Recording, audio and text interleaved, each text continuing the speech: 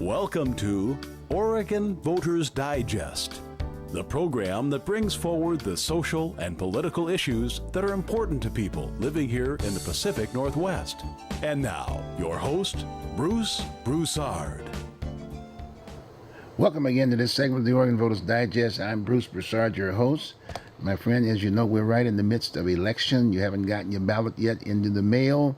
And so consequently, what are those ballots? What does that reflect? It gives you names of individuals who are running for office. It talks about ballot measures. And it basically just gives you a whole written form, and then you vote and you send it in. Well, bottom line, you need to know those folks. You need to.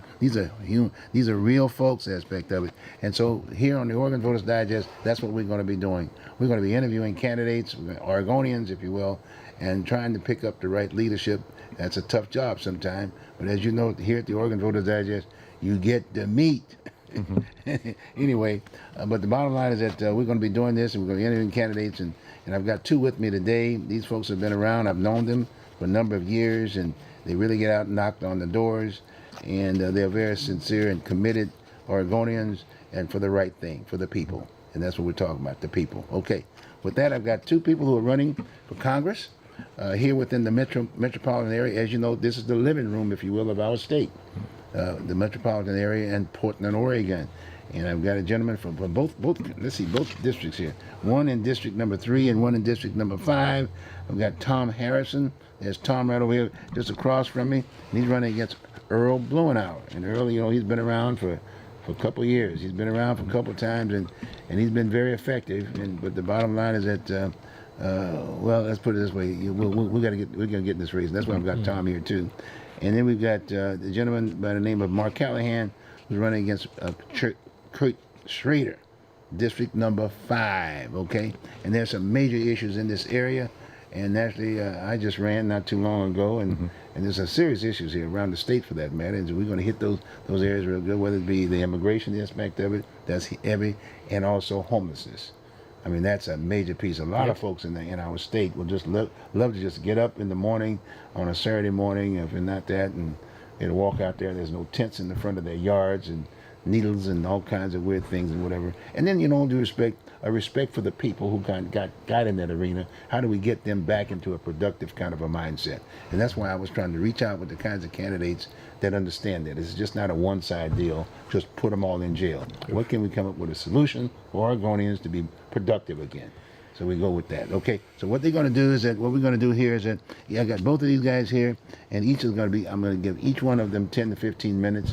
They'll give you just a quick introduction about who they are and what got them to this table and their rationale for wanting to run. We're going to get that done, and then after we do that, we're just going to have an open discussion. I might throw some stuff on the table and then let them respond accordingly, okay? Okay. So, Tom, you're going to go first? Yep. Okay, good. Go So I'm an Oregon native. I was born in Portland and lived in Milwaukee most of my life until I headed off for college. Went to Dartmouth by actually the coaxing of my dad's employer, who was Harold Hirsch of White Stag, who was a Dartmouth guy, and he started White Stag Manufacturing specifically because of ski clothing, which is something he got the idea for in the early 30s at Dartmouth. So at Dartmouth I was majoring in math. I came home as a very fervent liberal, having taken full-throated all of the indoctrination I was getting at that very liberal school, and still is today. In 1972, came home for summer break, and was preaching to my two uncles on my mother's side how the war on poverty wasn't working because businesses weren't paying their fair share. Where have we heard that before? Well, one of my uncles shook his head and said, "Tom, you're an idiot." Well, okay, I'm in the top fraction of 1% of academics in all of the country. What's he mean, calling me an idiot? So I was a little bit taken aback. I said, "What do you mean, calling me an idiot?" And he says, "No, pay attention. I've had a business here in Portland for 25 years, and I have never paid any taxes." And I rocked back a little bit and said, "Well, you should be in jail. What do you mean you never paid any taxes?" He said, "No, pay attention. I don't pay taxes. My customers pay my taxes." I rocked back on my heels. I was completely speechless. Took about 30 seconds, and my freshman socialist, very oriented economics fell off. I became a fiscal conservative on the spot because it was obvious he was correct. I had never been told anything of the kind, had never been approached with that before, but he was obviously correct.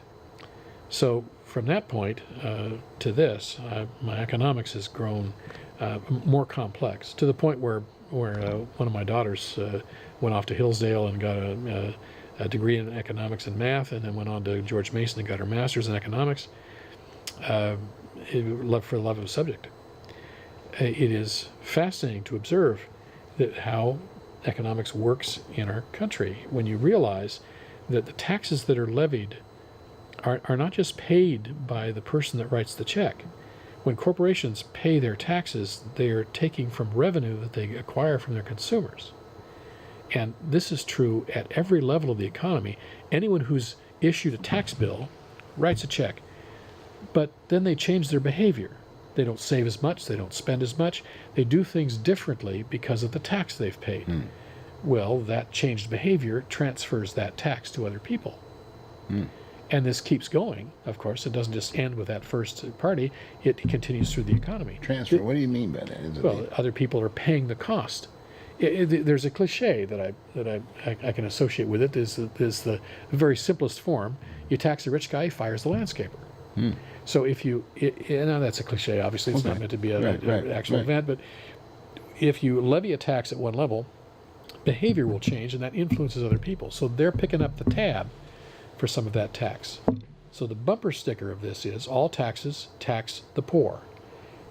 It doesn't matter who writes the check. What matters is who pays the price. As every person gets levied a tax or is paying the cost of somebody else's tax, when you go to the grocery store, you certainly are paying the tax that that the grocer pays. You're paying their property tax, you're paying all their employee taxes, you're paying all the taxes as part of what you buy. So at the end of the day, as that tax distributes out, who can adjust? Well, everybody except the poorest in our communities. They have no place to adjust. They can't just skip a vacation. They're talking about skipping meals. So they lose primarily because of lost job opportunities, because of higher prices, because of higher rents. Everything that they have to buy is going to be levied up in price by tax.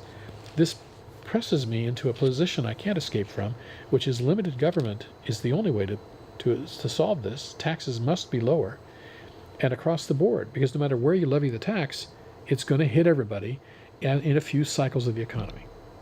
So that's where I come to today, and then I opened my ballot in May, and nobody was running against Earl Blumenauer on the Republican ticket. I said, well, that can't stand. So I announced a write-in campaign and won the nomination on a write-in, and so I'm on the ballot and as the Republican nominee.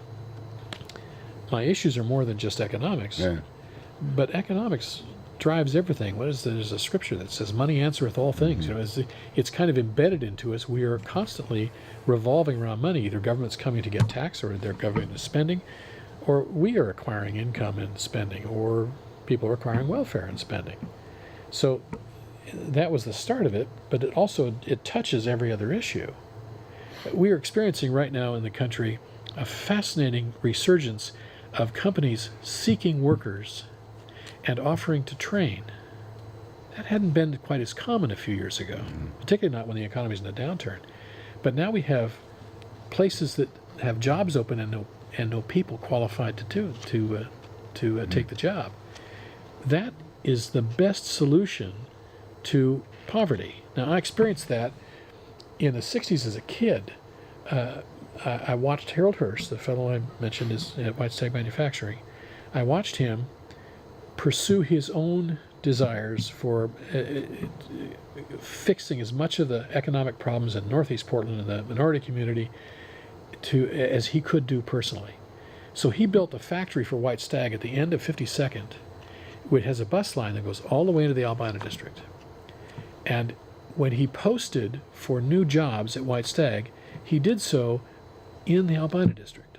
And it says, need seamstresses, cutters, whatever they were looking for, will train. That was in the 60s. So he came down there. It was his one-man personal fight against poverty in Portland.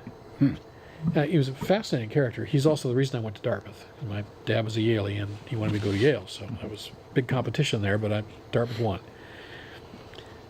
That understanding that being able to fix the problem, you can't do by just cycling money, because the poor pay the price for the taxes, as well as getting the money that's distributed in one form or another.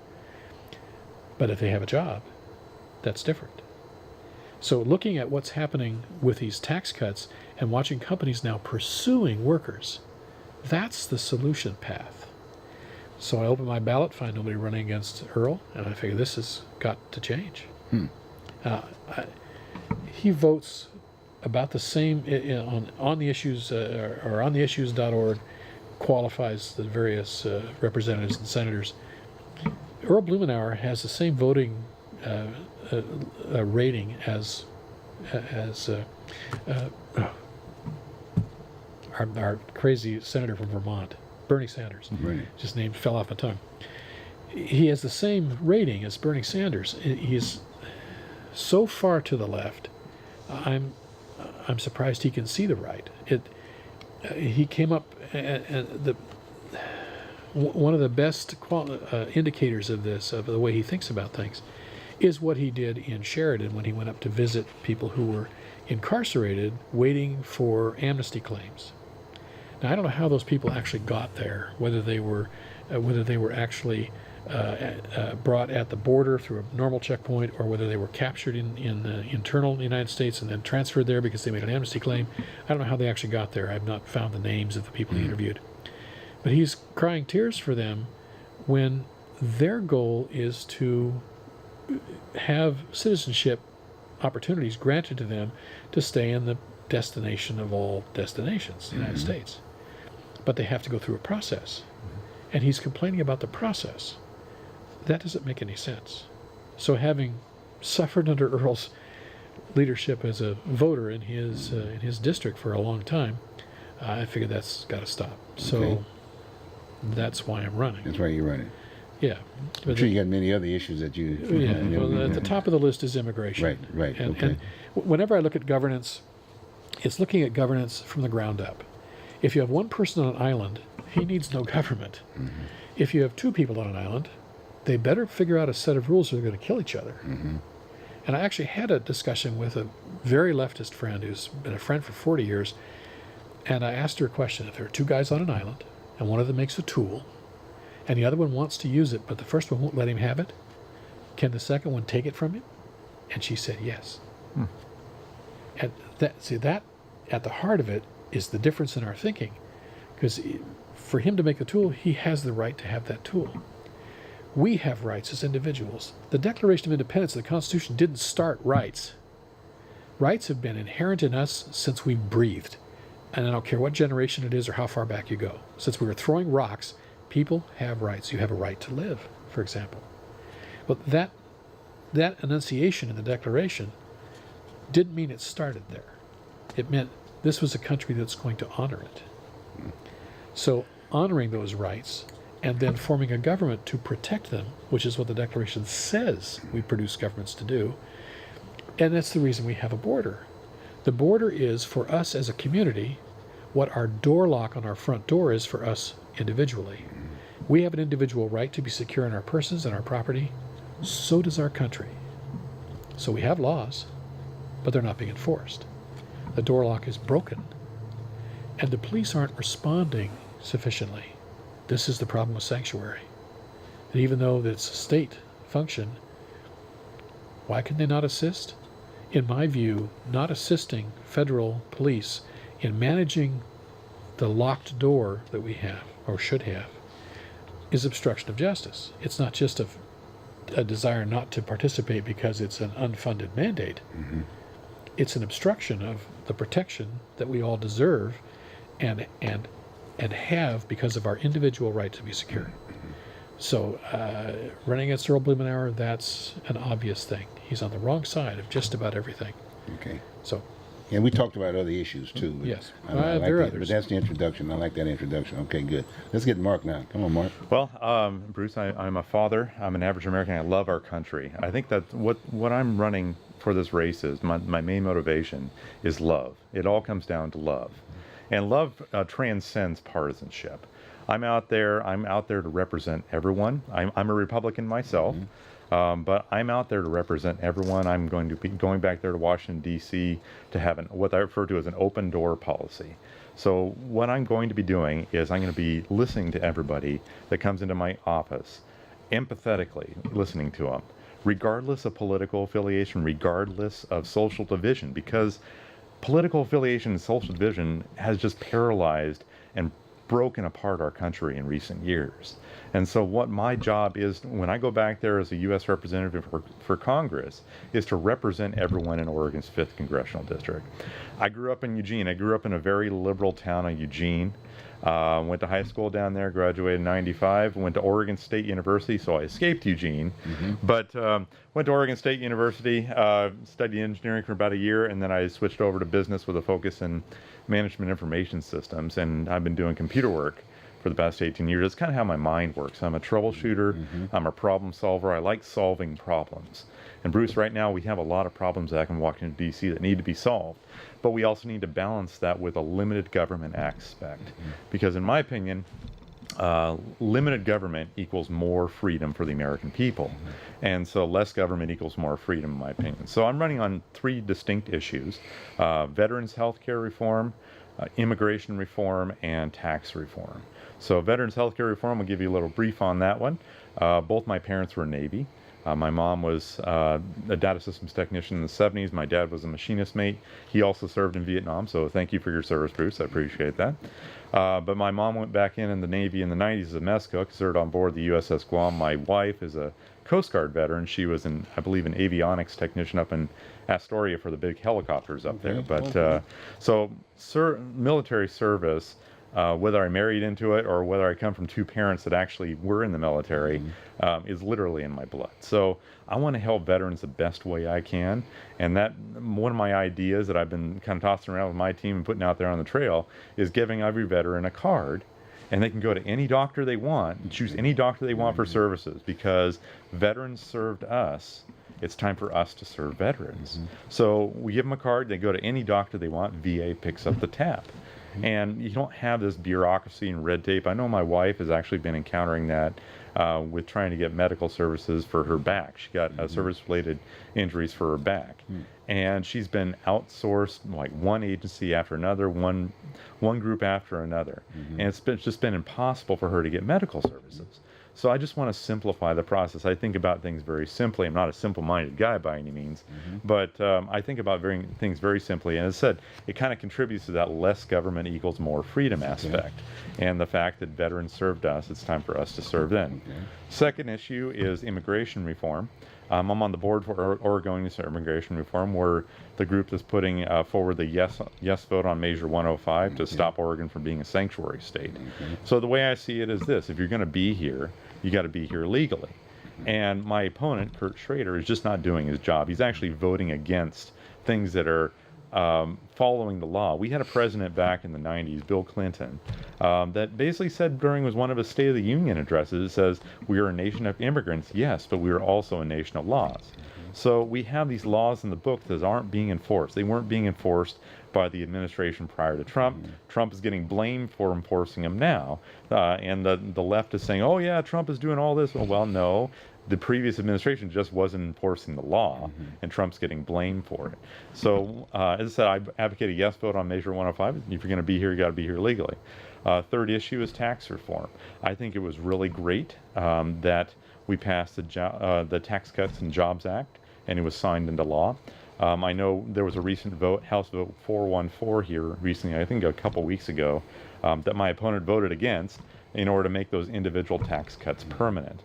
So my opponent voted against the Tax Cuts and Jobs Act. He voted against making the individual tax cuts permanent. And so he votes 90% in line with Nancy Pelosi. And Nancy Pelosi, as you know, is this left-wing nut job down in the Bay Area, down in California. And so he's not representing Oregon. He's not representing Oregon's 5th Congressional District. And I'm going in there to inject some fresh blood and represent Oregon's 5th Congressional District because I don't give up. I got a lot of stake in this game. I'm a U.S. citizen, as I said. I have a couple daughters myself, teenagers, Heather and Sarah. They're 14 and 15 years old. We got the gray hair to prove it up here, and covered up with a hair gel though. But I got a lot at stake in the game, and I just got tired of sitting on the couch watching TV and complaining. I had to get out there and do something around. I'm a very motivated individual. I previously ran in the U.S. Senate race a couple years ago against Ron Wyden. Did really well statewide. I got about 651,000 votes statewide a couple years ago. That's the most number of votes that any Republican U.S. Senate candidate has gotten for the past 12 years. So I get in there. I'm not going to give up. I'm going to give it another shot, and we need to remove Schrader from office. Wow, that's great. Yeah. But as you can see, folks, that's why I've got these two guys here. One have told you, basically, you don't pay taxes if you got business or this, that, and the other. I mean, I like that piece. That's a real good piece because people need to know what that's all about. We got folks that don't feel comfortable. You know, if they're poor, we don't know why we're providing these services, government service, blah, blah, blah, routine. But the fact of the matter is, that's a point. That and you can count. That's one thing that I know Tom can count. So that you know, once you're elected, you have to count, right? Exactly. It's about the numbers, right? Not using that Common Core math either. So bring in that beef, okay. And then on the other side of it, as I was just listening to you guys, the vets, the card thing is a good idea because that's one of the things that I do myself, reaching out to vets. And you're right on because and it was President Trump, by the way, that got that thing legalized. The VA Missions Act, exactly. And you're right. The card, we get a card now, but that's just under the VA. See, but going outside would be nice to just have one card, that you can do both. You know, you can do outside, inside, or whatever. So it makes a lot of sense. Exactly. Yeah. Makes a lot of sense. Yep. And the immigration thing is something that I've always thought. You know, when you think about the whole piece, is that how do we solve the problem in both sides? And we've talked about that. I talked to you guys earlier about this piece. Is that folks need to talk. The folks who are basically breaking the law don't know why that they're breaking the law. No one wants to ask the question and talk. So I'm going to throw that on the table. I want to talk about that piece. And the other thing was what was the other thing was.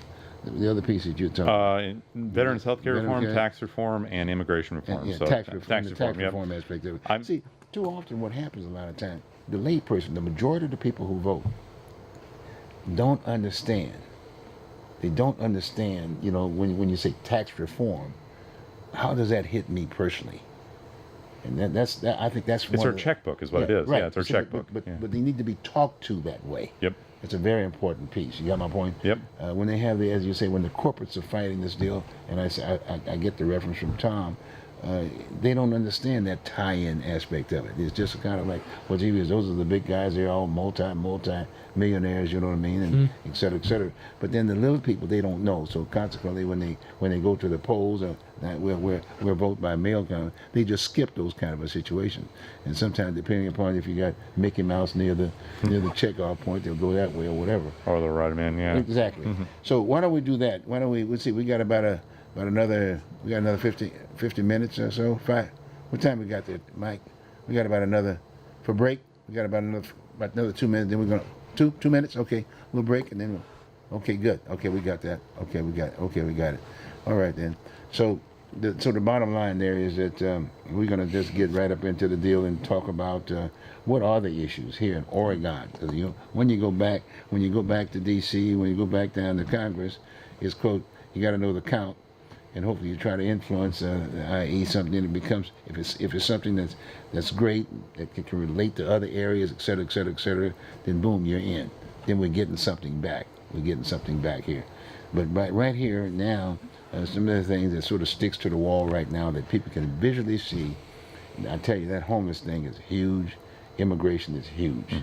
And no one wants to talk about it because guess what? They don't have the solution.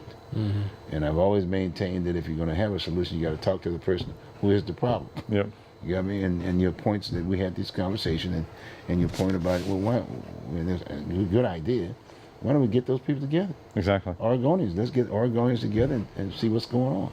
Okay, is that fair? Yep. Okay, good. So why don't we just jump right on in there and deal, as an example, let's say the whole issue with the Supreme Court.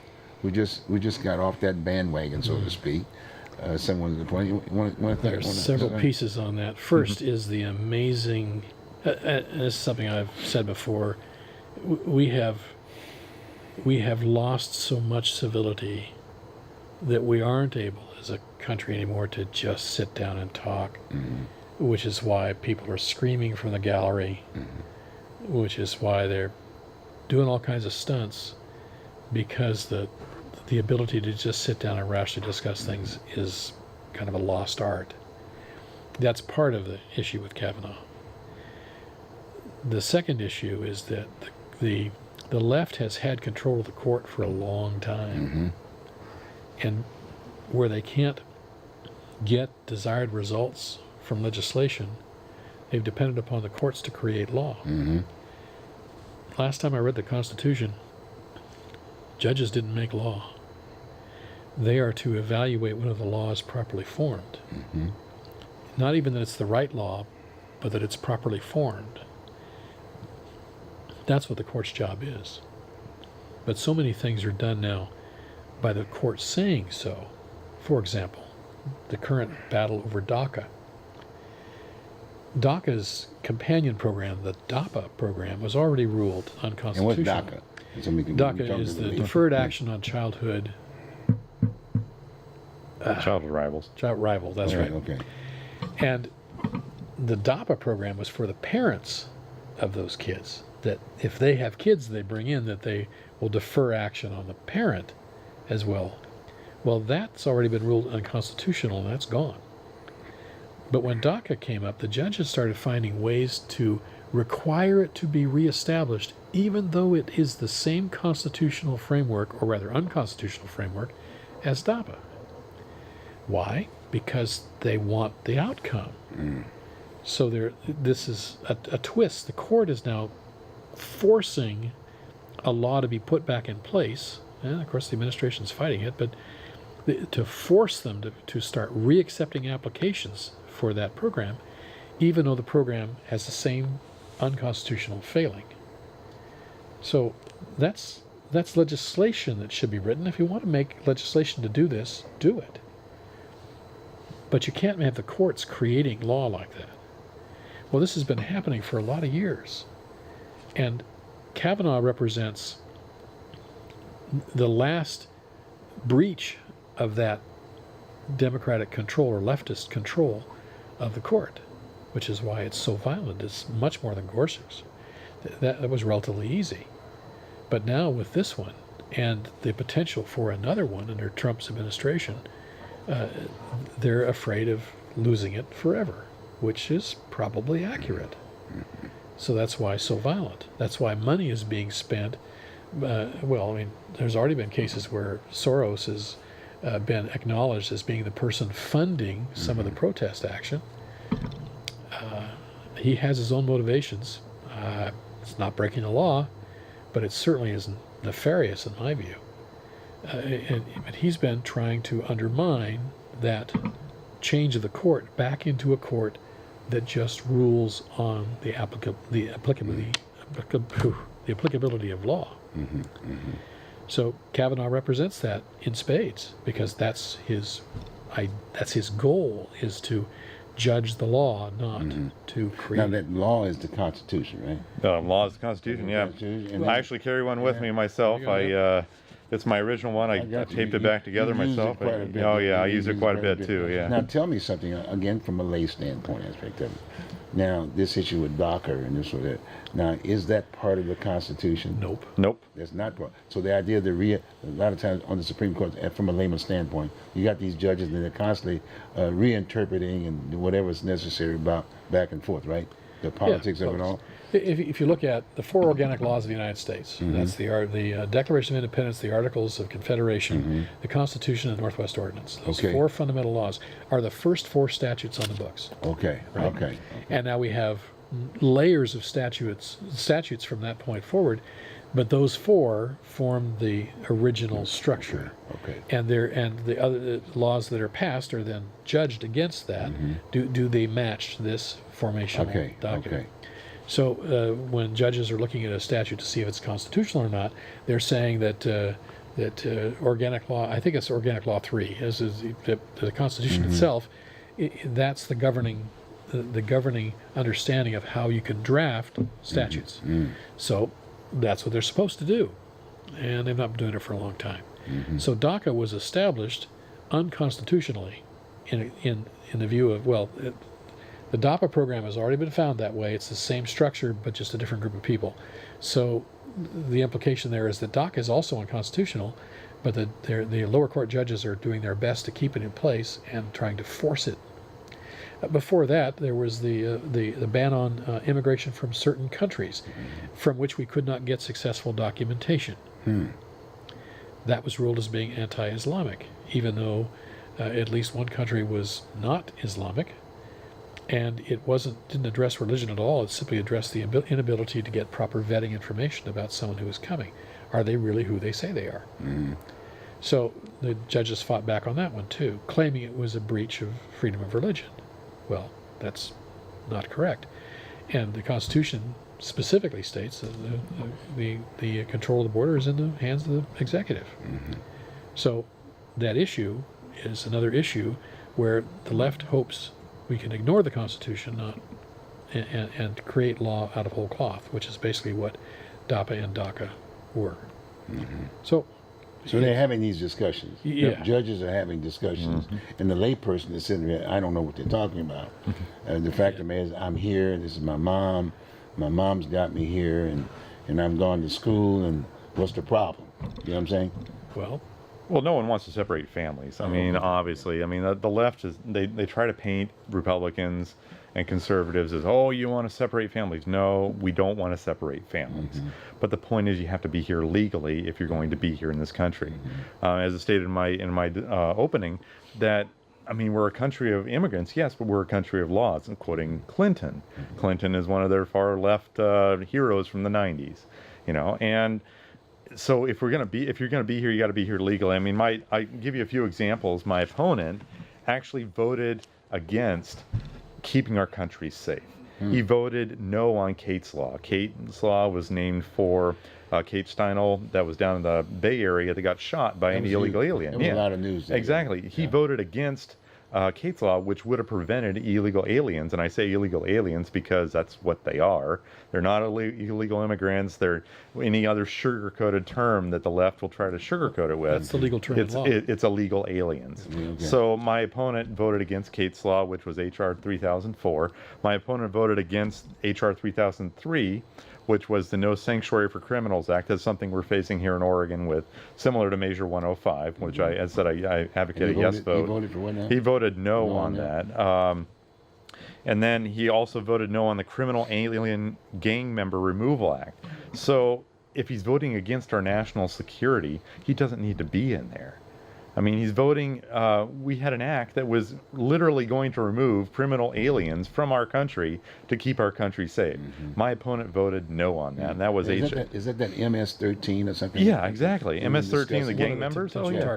Exactly. So that was H.R. 3697. And then the last one is he voted no on Border Security and Immigration Reform Act, which was H.R. 6136. Again, he's voting against the national security of our country. And so, as I said, he's voting lockstep with Nancy Pelosi. He doesn't understand keeping our country safe. He's attacking Trump and his idea of the border wall. I mean, I support the border wall myself. I also support, I mean, it's a long distance thing on the southern border. We also need to implement smart controls like surveillance and stuff like that on the border where we can't put a wall in. But the point is, my opponent is Kurt Schrader is voting against our own national security. He doesn't represent the Oregon's 5th congressional district because, as you stated, immigration issues are an important issue in the 5th district and in Oregon in general. So Earl Blumenauer supports the sanctuary laws in Oregon and Multnomah County, and has called for the abolition of ICE, you know, our national police force with regard to border security. That's silly. It's a lack of understanding of the fundamental reason for government existing in the first place, which is to protect our rights as individuals and as a community, which includes now the security of our border. And to say that you're against that is you're saying it's the same thing as saying to you can't lock your door anymore. Well, that's absurd. And yet he holds that position. So it makes no sense. It's a position that says we're going to just turn a blind eye and let that border just continue to pour people in. And on the belief, I guess, that eventually we'll get a third amnesty and make them all citizens, which is... And you said third, there were two amnesties before, right? Before, One was under President Reagan. Yep. And then the other was under President Bush. But that was political too. Yeah. That was very, Yes. very political aspect of it. And the Well, other thing, this is where the sanctuary law came out of. It was in 1987 that law was put in place, and we were of the impression at that point we had an amnesty in place. Everything was going to be fine now. We were promised border security, which we didn't get. So everything was going to be fine. So of course we could just kind of back down on things. When I look at the whole immigration problem, there are so many pieces. There are kids that are going to school here. There's medical care that's being given. There's housing. There's sanctuary protection. People crossing the border. There are the drug cartels using people to get across the border with drugs. All of these pieces, we have to start someplace to dry that up. The easiest place to do it is to start with a wall. We may not have to create an entire wall. We may not have to deport a lot of people, but we have to start somewhere and let the problem begin to diminish itself. At some point, we're going to reach, with a certain amount of enforcement, a certain amount of control, a certain amount of self-deportation, because people will go back. And the biggest way to do that is to make sure Mexico is motivated toward a kind of rule of law and protection of private property that would allow them to generate a solid middle class. Do that, the problem ends immediately. So somewhere along the road, the problem's going to get small enough, nobody cares about it anymore. It's just not a big problem. Then we can stop building a wall. We can stop with intense enforcement. All of those things will no longer be needed. So it doesn't have to be something that goes on forever, but the problem is accelerating and getting worse. That has to be reversed. So until we can get it back under control, we can't do things like promise citizenship. That doesn't work. yeah. Well, people are on that particular note, when you think about it, this particular era, if you will, that you guys are running in, we talked about that a little bit, is that, remember, we started out with the people.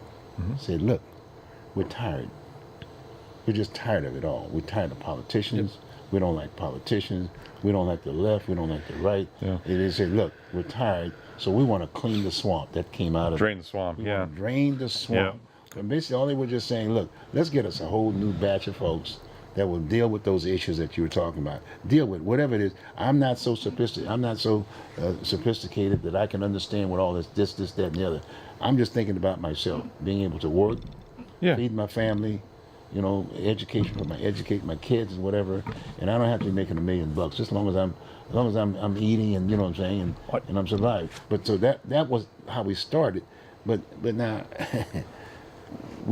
that big push was there. Then all of a sudden we get right back into the election, and like nothing has changed. And I think that when Trump ran, we all saw the debates and this, that, and the other, and you had all these qualified folks that were auras. They were all lined up, if you will, and then at the end of the day, he gets the appointment. Yeah, exactly. And on the other side was, what I'm saying, but my point is that we got someone that was out of the, what do you call it, out of the, what word am I looking for? He wasn't part of the team. He wasn't at the table. He was an outsider. It wasn't part of the swamp. He was an outsider on both sides. Yeah, that's true. The D's and the R's, both both of those groups. He was an outsider. He was the only outsider. Well, let's see, Sanders, but no, he was still at the table. In there, He was still there. So now here we are there, and the majority of the people don't understand that. So then it becomes just a personal thing. Both of this group at one point in time didn't want him in there anyway. Exactly. You know what I'm saying? So now things are happening. As far as I'm concerned, for the better. But there's not enough time for folks to understand. No one's communicating to the masses. One, you said, let's clean the swamp. Let's clean this deal. Now okay, I'm cleaning the swamp, and these are the things I'm going to do. And this guy, he said, these are the things I'm going to do. I'm going to clean the swamp. But there's just so much emphasis between the left and the right. Because see, when we're talking about, you guys are running on that part of the cleaning the swamp. Yeah, it was partisan paralysis is what it was. Partisan paralysis. Exactly. And people got tired of the partisanship. Exactly. I mean, that's what I stated. I'm going back there to represent everyone. I'm a Republican, yes. Yeah. I'm going back there to represent Republicans, Democrats, Libertarians, Right, unaffiliated, right, independent, right. even the Greens. I'm Yeah, going back yeah, there to represent everyone in Oregon's 5th Congressional District because I'm tired of the partisanship too. Well, So, you're representing. So my point is this. In order for you to run, you have to be registered with somebody. yeah, exactly. I mean, I'm a Republican, as I said. You got to yeah. be registered with Yeah. someone. You know what I'm Yeah, saying? exactly. I mean, all due respect, I ran for the county. You know, it was a nonpartisan piece. Yeah. But my whole thing has always been Lincoln Republican. Yeah. Because I wanted to get people back to the history of Lincoln, because I think that has some essence of some of our solutions that we have here today. Yeah, and this is the owner's manual to get that done. Yeah. That's what I'm saying. Exactly. See, so the name of the game, that needs to be emphasized more. That it's not just, you're not excuse the French, you're not R's and D's. One, you got to be registered in order to run for office. You can do that as an independent, but that's not going to make it. Yeah, You know what I'm exactly. saying? You got to kind of go with that masses, come with some base, if you will, that you can influence to get you elected. Which is Fair? why my voter's guide statement is based upon fundamental rights Right. extrapolated from the Declaration Right. forward. Right. And that's the way things are Well, that's set. an important piece. Yeah, So exactly. we've been talking about the oh gee, what am I thinking about that? The Supreme Court. Supreme Court. Supreme Yeah. Court aspect of it. I mean, I saw so much of this stuff. Sometimes you just Oh, it was a forget about circus it. last It's a week. tough It was a circus last week. It Yeah. was crazy, Yeah. but they were having fun. Yeah. I mean, that group was just having fun. I'm looking at these two groups. I mean, they all three was 6 figures. You know, the reporters and this and that. They just going. I don't even. Sometimes you don't understand what they're talking about. I mean, they're not out here dealing with the issues like we're dealing with. Yeah. Exactly. You get what I'm saying? Yeah. And so that's why I'm saying that I want to make sure that I'm talking to this stuff, and I'm really talking to the voters. Yeah. So when you register to vote, you're registering to be able to vote for one of these guys. You got me? That's what you're registering to vote for. Yep. And then from that point on, understand what your crime. That's why I'm saying I've got these guys here because one day they came. Unlike the folks who are already part of the swamp. Yeah. And see, so that's why we're having this discussion, because it's very important that you know what that's all about. Don't get confused about the R's and the D's and the I's and this, that, and the other. You have to be registered to even vote. Exactly. You can't even vote unless you are identified with some with a party of some sort. Well, yeah, you'd be not affiliated. Yeah. Yeah, Exactly. but you know what I'm saying. But Yeah, yeah. you got to be signed up. Yep. You got to be signed up. Yeah. If you ain't signed up, you can't. Which I think the last day to sign up, I believe, is the 16th of October here in Oregon. Yeah. 16. Yes, it's 16. That's my birthday. And ballots drop the next day, the 17th. Exactly, So, yep. exactly. Okay, so we've done that a little bit. No, anyway, again, let's think about Oregon now. Let's talk a little bit about Oregon. We've talked a little bit about that when I talked to you guys. You know, like I said, homelessness is huge. Mm-hmm. That's a big problem. You know what I mean? It was almost like, when I think about it, it was almost like the licensing, if you will, because of the illegality of the licensing aspect of it. Yep. People voted because they said, wait a minute, I've got to get a license. I can't drive my car. I can't do this, that, and the other. And it wasn't about the folks who were trying to get to work that were illegal. The idea is that, look, I've got to abide by these laws, so consequently they have to. So someone needs to educate those folks. That's why I'm saying we're doing this right now. Yep.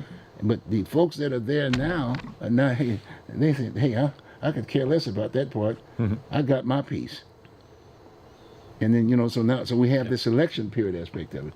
So it's very important that folks out there in the voting public understand what we're talking about. Don't get so hung up on partisan politics. This is really the mindset now is about the cleaning up the swamp. Exactly. Yeah. That's a whole different ballgame. So I want you to think about that when we get some response from these two guys that are here. I just happen to know them, and I know their background. I know that this, that, and the other, and I know they're good folks, and they're not about this, that, and the other, the negative things. They want to do what's right, and I think that's a very important piece. Okay, a couple comments about how do we solve this homeless deal. Government is right in the middle of that too. Yeah. What do you think? Any thoughts? It's got so many facets. It's hard to touch everything. There are mental health facets to it because a lot of people on the street are on the street because they cannot cope with the complexity of life in general, and that's a very tough problem. Right. Some people are on the street because it is it's a way of living without Responsibility. without responsibility. That's the right way to put it. Yeah. Some people are on the street because they're run afoul of the law, and it's a place to disappear. There are different reasons, too many to just count on one in one case. The mental health aspect can be touched. At some point, we decided that we should release people who really can't manage on their own into the street. We used to incarcerate them And damage. asylum. Yeah, that's damage. right. We had a facility. And although that can be very harsh sometimes, nevertheless, to provide a way of making sure they don't die on the street and try to help them to readjust is a good thing. It's just hard to accomplish that today when it's now basically ruled that you can't keep somebody like that. Yeah. And yet, programs that have tried to put them in housing have been routine failures. I don't know of any good success stories on that. No. And it's impossible for, I mean, what Portland's trying to do with the tiny houses and so forth Yeah, is it's a potential disaster. The insurance companies must be going crazy with the potential liabilities. And it also is a problem. I once looked at it and said, well, maybe we could just have buildings that are retired but still sound, and we can allow them places to live. But then you get into the problems of criminal activity and so forth, because you don't have any security. It's a problem that is very intense. Inviting people here is a very bad idea. First of all, the climate's not akin to it. San Diego's got great climate, folks. I mean, so I don't know why it's so attractive here. Perhaps because legally they're not given as much Well, the difficulty. liberal. I just ran for the county. As you know, the county pretty well takes care of the mental illness, if you will, and things of that nature. And it was kind of an unfortunate situation here, because they had this building in Wapato that government money years back, way back when, if you when it will, was built. they built this thing, and then about 70 to 80 million bucks, and we got that much money invested in that piece of property. Everything is there. The beds are there. The whole 9 yards. And so you look at it and say, wait a minute. I say, well, look, this is just an opportunity here to take the people off the street and vet them, find out who's out there on the street, what are their problems, et cetera, et cetera, et cetera. And then once you define them, that's exactly what happens when they pick up someone off. When the police department picks them, they go to the county and put them in county jail. They vet them, clean them up, and this, that, and then they take them to the judge, and then the judge decides, well, you need to go here, you need to go here, you go this, that, and the other. Well, we've got this building over here, and then all of a sudden, again, politics, I saw it right there, politics, they sell the building for $5 million. We left $70 million on the table. But a lot of times, the people who are sitting up there representing the people, it's other people's money to them. So it became politics. And so this one guy gets in, he was going to flip the property, and then I thought that Kehoe, the businessman, put $1.5 million on the table from Columbia Sportswear, and was motivating the other business folks from downtown to clean up his area. He got the money in the pot, ready to go, and then got this other guy who's basically the point person for the housing thing. Got me? These guys are ready to go. They get ready to do the thing. Then all of a sudden, the guy who has the building picked $5 million. Said, "Well, gee, I'm spending $50,000 a month for this deal, and until he doesn't tell the public, but I'm in because I've been running for office. He doesn't tell the public. Well, I want to put the thing back to government and say, government, I want you to give me the kind of a lease amount that I want. Yeah. That's what the deal is.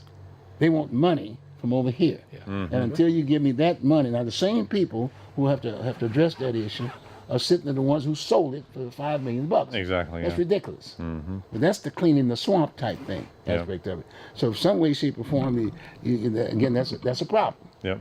And then you can rest assured the federal government, i.e., through what your jobs are going to be up doing, somebody's got to look at that paperwork and say, what are we getting out of this? Exactly. Are we solving the problem over here? Well, it always comes down to the checkbook issue. Yeah. I mean, people know what goes into their checkbook, and they know what goes out of their checkbook. Yeah. And we just can't have government wasting money like that, paying for programs we're not going to get any return on, or we're going to get less return on than we put into it.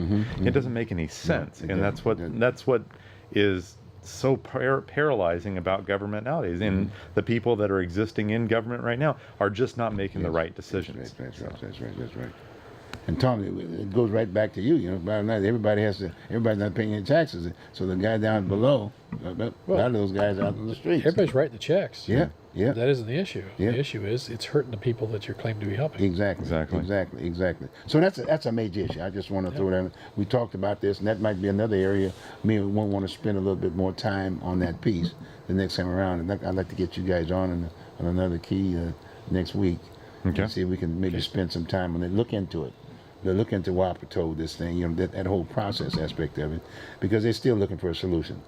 Because I think Homer Williams and I think the business community are ready to go, but we got this one guy he bought it for $5 million, and he wants to make about $30 million on it. Wapato won't solve the homeless problem. But at least some. It'll get some of it. Get some of them. I'd say But we got to be 1,000 careful people. not to center on that one, because Right. that's not the whole. But that's solution. 1,000 people. You see, and then once you start taking them all off the street, you can vet them. Mm-hmm. You can find out who is on the street, like you were saying, Tom. Well, Some of these people say, "Hey, look, I just don't want to pay any rent. I don't want to pay nothing." But you have another issue that's going to rise as soon as you do that. As What's soon that? as you provide that housing. No you- freebies. You know, I got it, but it's going to attract more. So somehow the issue has to be it's got to be multi-pronged. If you're going to open a door, you got to try to close the door somewhere else agree. to keep agree. the influx from not just being Portland as the center point for all homelessness in the country. That's a bad idea. You know, it's something that can be dealt with. Individual communities are going to deal with it in their own way. It's a bad idea to create a magnet to bring them to Portland. But like I said, right now, winter's right around the corner. Yes. Then people start dying on the street, and then that's another issue. Yeah. You see what I'm saying? I mean, why not address it now? We've got this building over here. You can put 1,000 people over there, 500 inside. And Homer Williams, that's Homer Williams, can put a tent on the outside aspect of it. Bring in the National Guard and let them do their monthly deal over there. You know what I'm saying? They basically do a whole bunch of stuff. I mean, it's solvable. Well, yeah. I mean, when I was growing up, I was always taught by my mother. I grew up with my mother. That you work for what you get because you value it more, and that you should give people a hand up as opposed to a hand out. Yes. I mean, it sounds like a bumper sticker, yes, but it's probably been around for years. But the point is, good. I've always worked for what I mean, whether it be working at McDonald's to buy my first car in high school, or delivering pizza to put myself through college. I've always had a job where I can, no matter what it paid. I mean, when I was working in high school, it was like $4.90 an hour, and you got people griping nowadays, oh, we need $15 an hour. Well, I mean, you work for what you get because you value it more, and those entry-level jobs are not career-level jobs. So I eventually worked my way up. I went to Oregon State University myself, graduated with a bachelor's degree, got a higher paying job. But the point is, you give people a hand up, not a hand out. And I think that's what is going to make our country better, and it's going to solve the homeless problem. Manufacturing jobs. Yeah. Sucking people off the streets because they need workers will also be a part of the solution. Well, that's where we are now. Now remember, we got jobs coming in now. See, but now you think about it. Oregon is still not very attractive. I'd say 90% of those folks that are out on the street had jobs at one point in time. Yes, they probably They did. were working. They had families, you know what I mean? They wasn't just somebody just bang routine. And you can't play the game of, well, we got all these housing. Somebody's got to pay rent. Exactly. You can't just put them in there. What are you going to do? So the tax climate in Oregon for businesses is part of the answer too. And to attract manufacturing jobs shouldn't be that complicated, but it is. But we used to have major clothing manufacturers here. Why not now? Yeah. Well, like I say, Tim Boyle, Columbia Sportswear, he's at the table. That's what he does. And I'm sure that when these guys are talking about this, they want a solution at the end of the deal. Because it's impacting his business, and in all due respect, the next step might be, well, look at, I tell you what, I might build another building here to do some more work over here. Get ready for that, either some of that clothing stuff, the sweatshops and whatever. Yeah. Maybe do a piece over here and hire some folks. Well, here's another piece. Yeah. As the United States grew west, the amount of public land grew. So that in Oregon, it's about 50% of the state is owned by the federal government. On the East Coast, there's hardly any federal land. So this grew as we went across the country. Well, okay, that's a federal issue. That can be changed.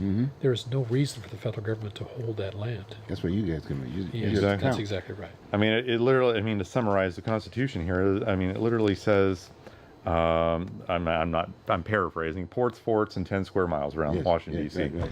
And so the federal government is supposed to just own the property around D.C., the post offices, the forts, like the military bases, and the ports. And the federal government has expanded their reach so much. I mean, you had the fight with the BLM, with the Bundys and the Hammonds here recently as well. Right. And I mean, they've expanded their overreach. It's government overreach. And as I said, I'm a limited government guy myself. The more government overreach you have, the less freedom you have. So, Do me a favor. We got about 3 minutes. Take a minute and a quarter, and just get a close. From the standpoint of how to contact you. Let me start with you, Tom. How to contact you, phone number, whatever. How they can get in your Website, campaign. the easiest way, website, TomHarrisonForCongress.com, and there's a donate page, the donate button on there. Appreciate you using it, and that's how to get hold of me. That's the easiest way. Okay. All the contact information's there. Okay. Best way to get a hold of me is Mark at CallahanForOregon.com. That's my personal or my campaign email address. Mark M-A-R-K at Callahan CallahanForOregon.com. My website is CallahanForOregon.com. I'm on Facebook and Twitter as well. Facebook.com/Callahan for Oregon, and then Twitter is the @ sign and then Callahan the number 4 in the word Oregon. I also have my phone number on my website. All right, what is it? 541-953-1900. Okay, good. Got a little bit more time. Tom, you got any more? You want to add anything else? Yep, To your all my contact? Twitter You and got your phone Facebook number, you got your contacts. phone number and stuff? Facebook and Twitter contacts are on the website. Okay. Website's the only place you need to go. Okay. Well, guys, this has been very enjoyable. And in fact, like I said, I want to get you guys back on here, and hopefully we can work together. Maybe get this whole issue with the immigration piece. Maybe we'll contact, put those people together. You know what I mean? And then have a session around. Exactly. And do something here on the Oregon Voters Digest, because it's so important to get folks in there that's going to be responsible going to D.C. for a change. You know what I mean? A lot of times you can't even call these people. Yeah. I mean, I get blown off whenever I I've got call. the trencher. I can dig the trench to drain the swamp. Can you? Oh, you can do that? I have a trencher. I tell you, last week when we were going through that Kavanaugh circus, I actually called a couple of the senators on the Judiciary Committee. Did you? And I mean, I introduced myself. I said, I know you don't represent me because my own senators are basically, they shouldn't be in there in the first place. Yeah. And I ran against them ran against one of them a couple years ago. I called a few of them on the Judiciary Committee. I said, listen, you got to stop this circus, you know, and the Democrats are destroying this Kavanaugh's life. You got to stop this circus. And fortunately it stopped, and Kavanaugh was confirmed yesterday on Saturday the 6th. Good, So. good. Well, look here. We're at the end here. I think hopefully you got everything in? Yeah. You'll think be so, getting yeah. more. I'm sure you'll be able to bring some more stuff back in regards to the solution to this homeless problem. Will do. Big time homeless problem aspect of it. Okay, good. Well, folks, you've heard it. You've seen these two guys, and you'll be getting your ballot in the mail, and then you get your voters pamphlet and this, that, and the other. I think this is better than a voters pamphlet. A lot of times people are trying to figure it out this way, but these are real guys, human beings, folks you can talk to. Okay, give them a call. Again, I'm Bruce Broussard, Oregon Voters Digest. I'll see you next time around. Take care. Check out YouTube. Check out the history.